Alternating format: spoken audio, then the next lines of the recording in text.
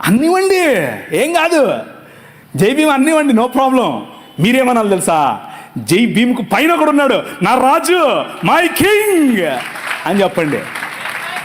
ఆ భీమును నిలబెట్టింది నీ రాజు. ఆ డాక్టర్ బాబాసాహెబ్ అంబేద్కర్ గారు కొలంబియా యూనివర్సిటీకి వెళ్ళినప్పుడు బైబిల్ స్టడీస్ అటెండ్ అయ్యేవారు. రూతు పుస్తకానికి ఆయన వ్యాఖ్యానం రాశారు.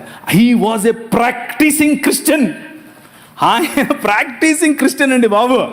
ఆయన ఒకరోజు 3 లక్షల మందితో కలిసి నేను బాప్టిజం తీసుకుంటాను అని చెప్పి ముందుకు వచ్చి మన మెథడిస్ట్ సంఘంలో ఉన్నటువంటి బిషప్ గారికి చెబితే, బిషప్ గారు దానికి కావలసినటువంటి పనులన్నీ, వసతులన్నీ ఏర్పాటు చేసుకునే క్రమంలో నెహ్రూ గారు ఫోన్ చేసి ఏంటండి మీరు ఇలా చేస్తున్నారంట, ఇలా చేస్తే మీకు ఈ పొలిటికల్ అపోజిషన్ ఎక్కువైపోద్దని చెప్పైతే మనోళ్ళు మాకొద్దండి, మీరు పొలిటికల్ కన్వర్షన్ అంట మాకొద్దు అని చెప్పి నెహ్రూ గారి ఒత్తిడికి లొంగారు. ఒక పక్క ఇంకొక ఆయనేమో గోసి కట్టుకుని నిరాహార దీక్షకి వెళ్ళాడు. ఏమని, నువ్వు వెళ్తే ఏ మతానికైనా వెళ్ళు కానీ క్రైస్తవానికి వెళ్ళొద్దని. ఆయన నన్ను అత్తే నాకేంటి, నేను యేసు ప్రభువుని అనుసరిస్తా అని చెప్పాడు. ఎవరు? డాక్టర్ బాబాసాహెబ్ భీమ్రావ్ అంబేద్కర్. ఇది నేను కొత్తగా చెప్పేది కాదు, ఇది హిస్టరీ. This is history. ఆ జై భీమ్ వాళ్ళకి తెలీదు. చెప్పండి, వెళ్ళి ధైర్యంగా చెప్పండి.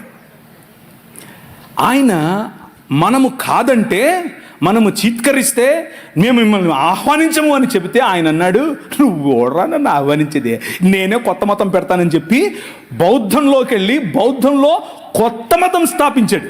ఆ మతం ఏంటనుకుంటున్నారు? క్రైస్తవమే. బౌద్ధంలో కులం ఉంటుంది. బౌద్ధంలో అనేక రకాలైనటువంటి, ఇప్పుడు వజ్రయాన తీసుకోండి, మహాయాన తీసుకోండి, హీనయాన, అన్ని యానాల్లో కూడా వేరు మత సంబంధమైనటువంటి పనులు ఉంటాయి.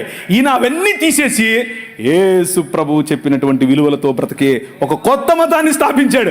దాట్ ఈజ్ ఈరోజు ఉన్నటువంటి భారతీయ నవయాన బుద్ధిజం. అది ఇంకేదో కాదు, క్రైస్తవమే. కాకపోతే వాళ్లకు క్రీస్తు తెలియదు, విలువలు మాత్రం తెలుసు. నీ పని యూనివర్సిటీల్లో చదువుతున్న నీ పని, అరే బాబు బాగానే ఉంది కానీ దీనికి మూలం ఏంటో తెలుసా? మై కింగ్ అని చెప్పాలి. నా రాజు, ఆయన కారణంగానే భీమ్ ఉన్నాడు అని చెప్పాలి. అది నీ పనే. సంస్కృతులు నీ ముందు డెవలప్ అవుతాయి, సంస్కృతులు నీ ముందు షేప్ చేసుకుంటాయి. ఆ సంస్కృతులను చెరపట్టి క్రీస్తు పాదాల దగ్గరికి తీసుకొని రావటం నీ పని. 2 కొరింథీయులకు రాసిన పత్రిక